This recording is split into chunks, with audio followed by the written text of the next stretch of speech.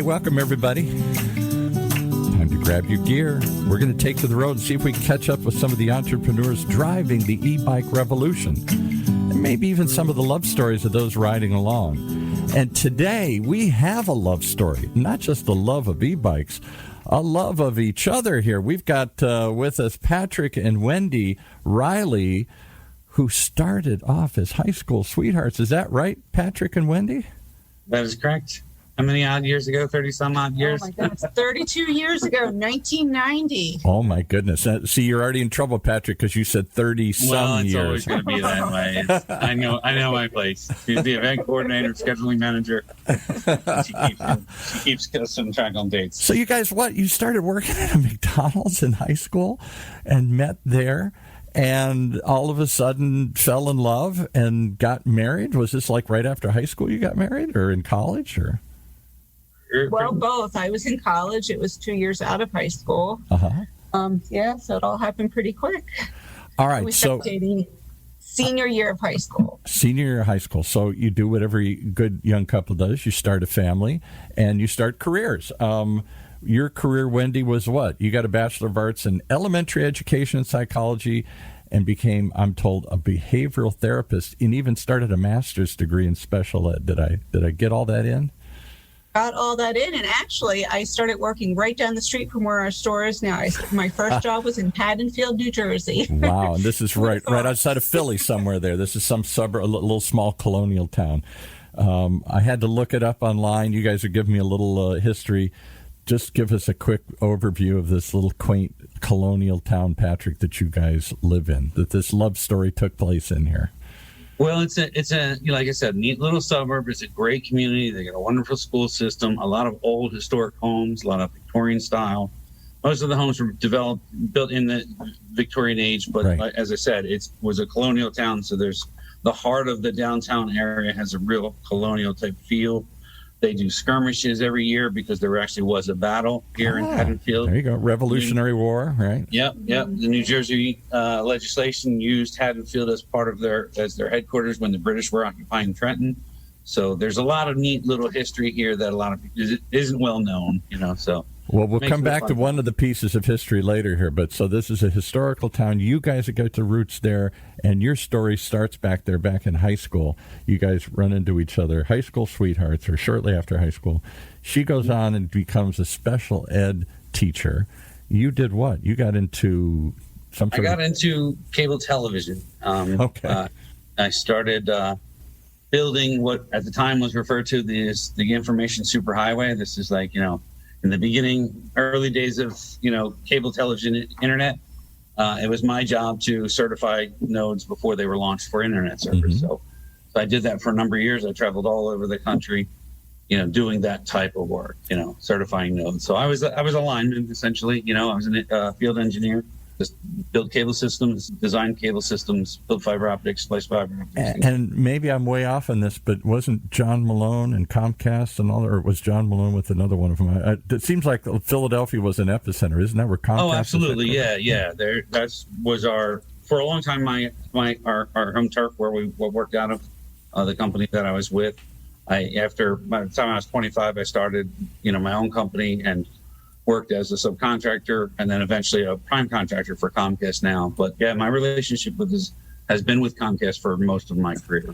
And eventually then did you open your own company? Yeah, I've had a few, but for the past 15 years, I still have a design company that designs fiber optic networks for Comcast, for the Beltway region, the whole Northeast, actually. All right, so none of this, maybe you'd be surprised at my reaction, but none of this says this is leading to an e-bike store. No, it doesn't. It didn't, and it never was. And that's what was really the miraculous thing that happened to us. All right, before we get there, a couple of kids along the way, good Irishmen that you are here. You named them all Patrick and what else we got? Kylie. Liam and Colin. These are all good Irish names. I'm an Irish Catholic myself here. I'm appreciative of you continuing the tradition here. And in fact, as I told you off camera, my great-grandmother's was a Reilly, and they came fleeing the famine, and her father was born on a boat coming over from in the 1800s. So Reilly's a good name that has a lot of good stock in my family here. So is this, makes sense to, how do we get to e-bike? So you've got a career, you've got all this other stuff, and you decide to what? Take a family vacation somewhere, and you stumble on something? There was a path. I mean, I was in this career for a number of years outside building cable systems, and there's risk there. I got hit by a car one time. I've fallen off of poles. I've gotten electrocuted. I've had a number of injuries over my career. So by the time I got into my, let's say, mid-40s, I was in pretty bad shape. I could barely walk. I was walking with a cane, and only just barely. We, were on vacation at one point in Bar Harbor. My wife and kids were out hiking and doing activities. Because it's Maine, and there's rocks, and there's things to explore. And there's all these things to see and do, and I'm at the hotel, because I can't get that far. Right. But we were right downtown, right at the Harbor Hotel there in Bar Harbor, and then 100 feet away was a little Pedego shop. And my wife and kids came back, and they said, "Hey, we just found these electric bikes, and they have a throttle, and you could probably do this." So we rented some bikes, and we spent the entire day on them, riding all over Bar Harbor, and we absolutely had a blast. With my own injuries and Wendy having MS, enabled us to keep up with our kids and do the things that we wanted to do, get out and have fun. Right. And that had a huge impact on my life. It just changed my perspective from where I was at that point in my life, and made me realize that I, needed to start doing things differently. I needed to take better care of myself. So Wendy, what did you think when you saw him get on a bike? And you have MS? Did I just hear him casually say that? Yeah, that was like a wedding gift. Right after we got married, I got diagnosed. Oh, boy. Happy wedding anniversary. Yeah, right. Yeah, exactly. But we stuck together and made it through all these ups and downs and just made it even more of a blessing. And that's really what it was, is finding these bikes was something that just changed the direction of our lives, because now all of a sudden we were able to do things exactly. we weren't able to do before.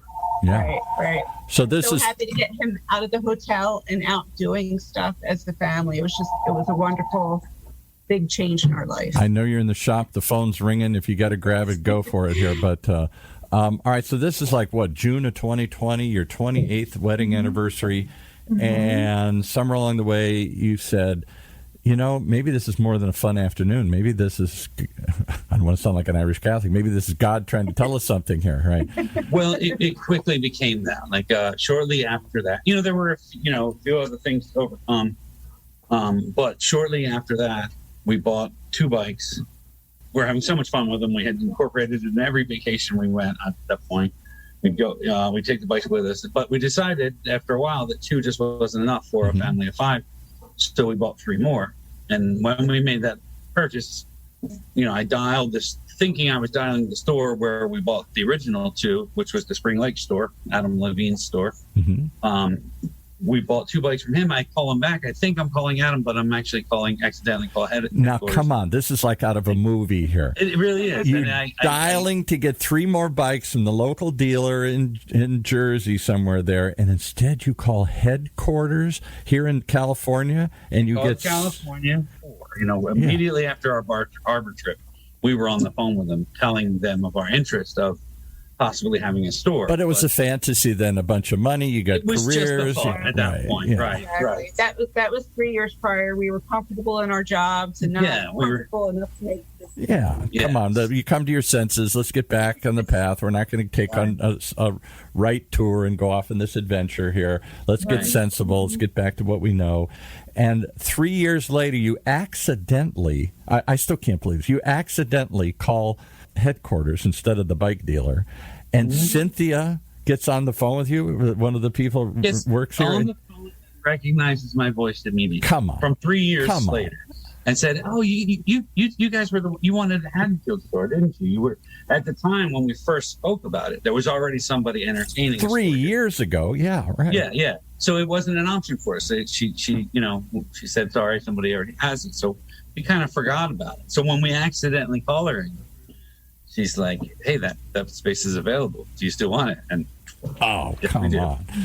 Come yeah, and we called our kids, and I'm like, hey, what are you guys thinking? All of them were on board to step in and help us out and do what they could do to help us with it. It was COVID, so their jobs were closed down too. So it was just a perfect time for everybody in our house. So my good Irish Catholic wife would say, see, it's God's will. And I'm like, come on. I don't know if I really believe that God makes those kinds of little happenstance things happen just so that you'll wake up and follow the path. But it almost seems like this is divine providence here. There's something driving this here. I don't know if you're religious folks or not here, but honest to God, this just sounds like something I'd see in a movie. We only have time today, I think, for the short story. There's a really long story here, and it is miraculous.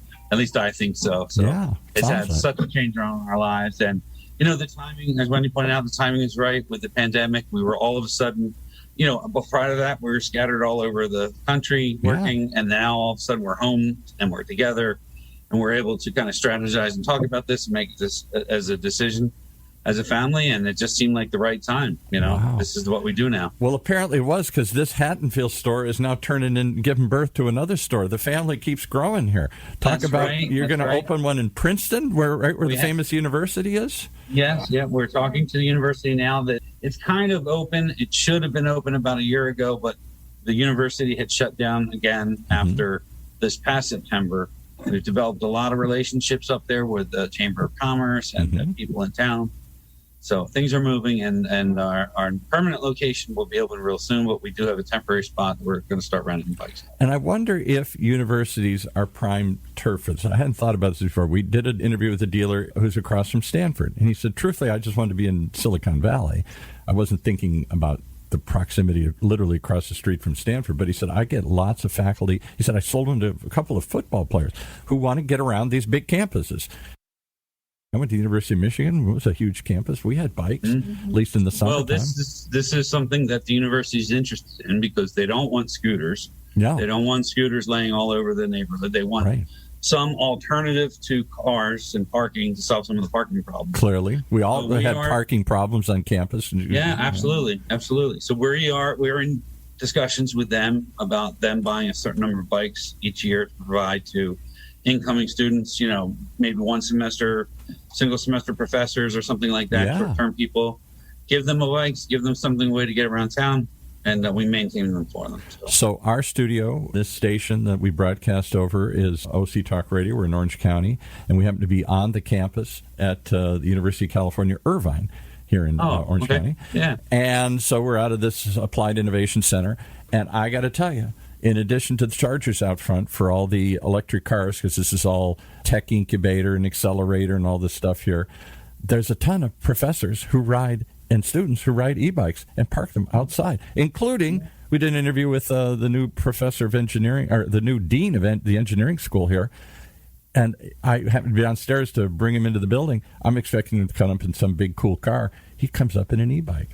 And I was stunned. So I think you're onto something. We just talked to some dealers who are right near Columbus in Ohio State. It's hard for me to say that because I'm from Michigan. But, but having said that, they see that as an opportunity. I wonder if that isn't. It's a tremendous opportunity. With Princeton in that area, there's other school systems. Once Princeton has Pedego electric bikes running around campus as part of the permanent fixture, there's all these little feeder schools that feed into Princeton private schools in that area. Yeah. They're all going to want them, Yeah, and exactly. So we have a lot of different ideas for that of going after. There's a lot of pharmaceutical companies up near us who have huge campuses that, could use some e-bikes just for their, people to get around campus. That's what this guy outside of Stanford, he's nearby the giant Google campus, I think. And, that's tremendous. Yeah, that's a gold mine there. If you've been to these. It really is. Yeah, right. And he said that was my whole motivation, and that's where he's selling these things. The whole world is buying e-bikes because they're fun. I get that. Or they're buying them for health to get back like you guys did.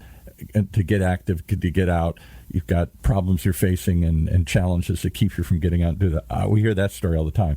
But I wonder if this telecommuting, particularly on these big campuses or college campuses, isn't an untapped opportunity here.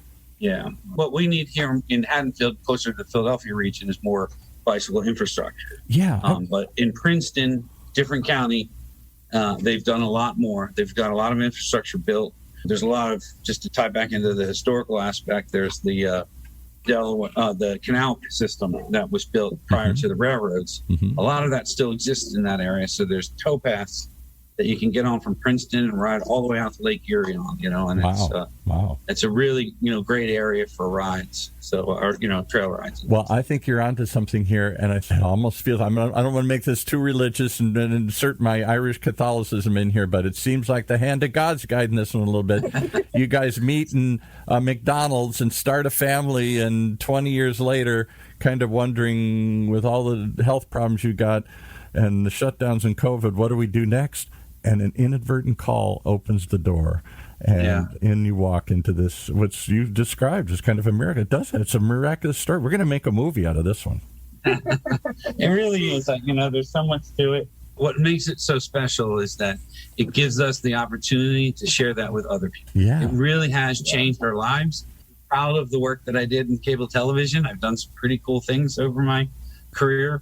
But getting somebody on a bike and getting them out riding and seeing the smile on their face when comes back is worth so much. Last question, because I know your son, Patrick Jr., is peering over. We're on Zoom looking at us here. What's it like working with your family?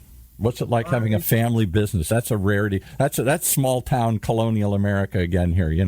The family business gets handed down from one to the next here.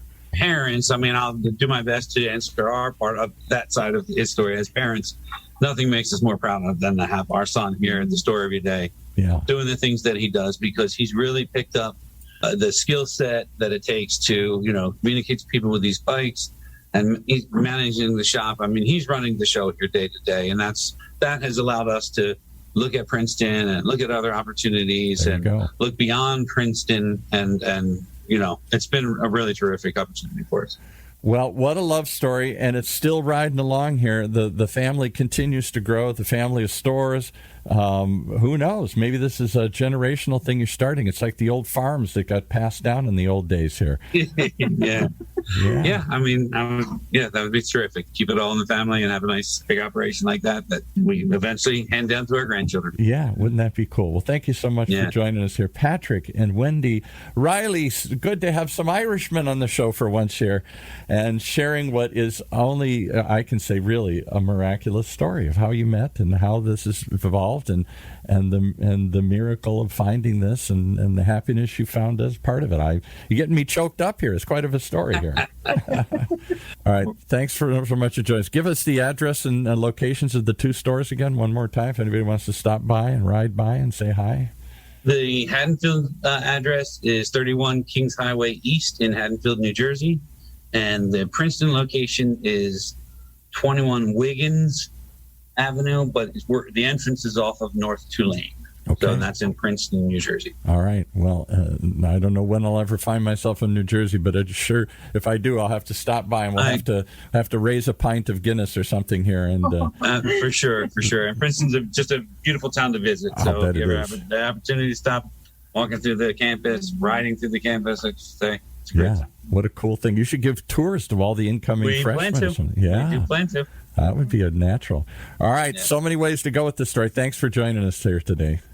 Thank you. Thank you. Well, there you have it. If that's not an inspirational story, a love story, a real love story of those riding along, I don't know what is. Join us as we find more, uncover more of these amazing stories here on the Pedego Podcast.